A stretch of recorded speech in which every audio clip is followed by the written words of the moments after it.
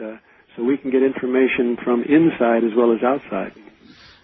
I wonder, that sounds like such an easy test to perform. Now, just earlier today I had a quarter pounder. I love quarter pounders.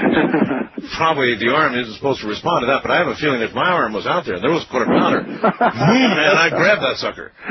So what does that say? I mean, That's a strong response. I love quarter pounders. So would that be a proper response for me, or would my arm move away from the quarter pounder, shedding tears as it went? Good question. It seems as if some questions, for example, a person could ask himself or herself, is O.J. Simpson guilty, or did President Clinton do such and such?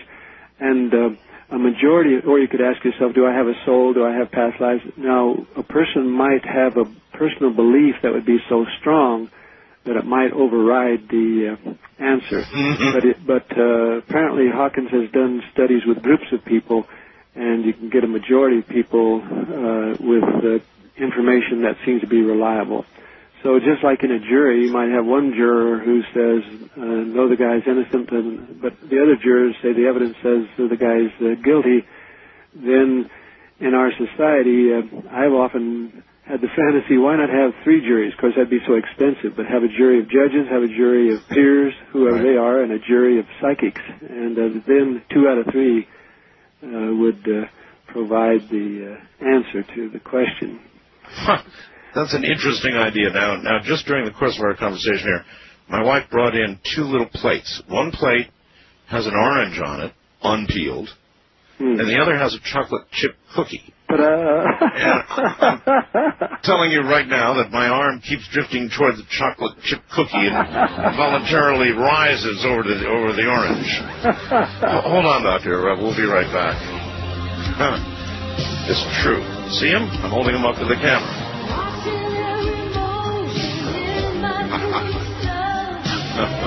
How about you? How do you do with the test? We'll be right back. This is Coast to Coast AM with Art Bell on the Premier Radio Network. Been around before. That's the premier tune about reincarnation. Any idea who sings that? It's quite a distinguished group, and it's not a very well-known song either. It's the Highwaymen, by the Highwaymen, who happen to be Waylon Jennings, Willie Nelson, Johnny Cash, Chris Christopherson. Back to Professor Leo Sprinkle. And, Professor, somebody sends in 2 really good questions about past lives, tough questions.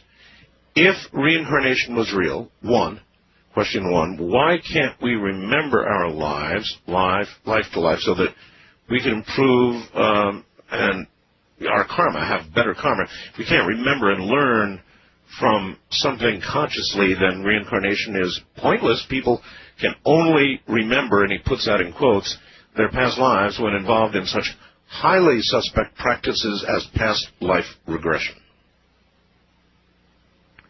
I'm not sure if I understand the question in terms of if people could. People do. It may come in the form of dreams. It may come in the form of coincidences, visions. There are lots of writers over the years who have described this. But he's being very, very literal here. He's saying, look, if I can't remember it consciously, if I can't remember the mistake I made last time consciously, what the hell good is it? Yeah. I'll give a point of view, and then perhaps the listener will learn something from it, perhaps not. Okay. There are many people I've worked with who say they can't recall, even in suspect practices such as past life exploration. After all, if a person wants to explore past lives, well, how are you going to do it without exploring past lives? The memory is the issue, and there are a lot of psychologists and psychiatrists who have a lot of information about the experimental tests of memory and what is good memory and what is false memory and so forth. And so with all of these controversies, I don't know if my comment will do much, but the point of view that I would like to express is that people, in my opinion, will go through an experience over and over and over. The educational model says if I don't like math in the 3rd grade, I may not like math in the 6th grade, I may not like math in the 9th grade, but I'm going to get math over and over and over until I either drop out of school and say to hell with it, or until I say I'm going to deal with mathematics. That's a depressing thought, actually. And so if a person wishes, he or she could say it doesn't really matter whether I remember my past lives or not, because I'm going to be in a family of souls, I'm going to be in relationships, I'm going to be facing the questions of greed, of anger, of fear in every lifetime. And so the lessons will be coming to me, whether I think they come from past lives or not. And they will be learned lessons. This is the thing that's so exciting to me, that instead of thinking that there's a venging, powerful God who is sitting somewhere judging an individual, think in terms of the own individual soul who is judging himself or herself over the lifetimes. So that, in school, we often think that the teacher tells us whether we are doing good work or not. As we get older in high school and then get into college and graduate school, after a while we realize that we know as much as the professors, and we can decide which studies which we wish to engage, and we determine the parameters and the criteria we'll use about whether our studies are successful and our conclusions are sound. And that model, to me, is appealing in terms of saying, if I'm a young soul, I think that others are judging me. An older soul, I'm judging myself. All right, but overall, given time and generations, there should be a heightening level of spiritualism and consciousness. That should be true, shouldn't it? I think so. This is what Hawkins argues in terms of his work, that for many... Let me actually give you the question that this person asked. Okay. This is their clincher. It says, if reincarnation was real, and all these enlightened souls, in quotes, are returning to the earth to live again, why is society's moral fabric exponentially evaporating before our very eyes and things getting worse and worse? Kids killing kids, that kind of thing. Uh-huh.